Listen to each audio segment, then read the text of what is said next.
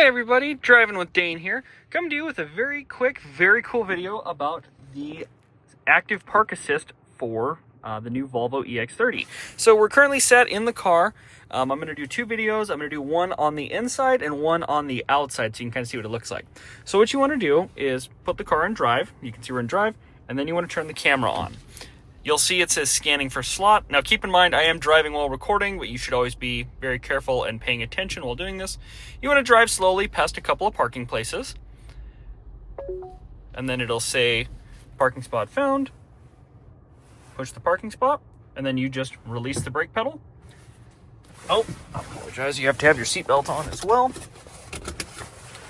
Put your seatbelt on, press continue parking, and then you'll notice it just turned the wheel by itself and turns the blinker on automatically. Now, you do have to monitor this and watch everything. You know, it is still a machine, but as you watch the backup camera, you'll see it's detecting that. Gets a little close, but stops, and then it says maneuver completed. So I'll go ahead and hop out, let you guys take a look, and you can see how it did. Pretty neat, especially for some of those more tight situations.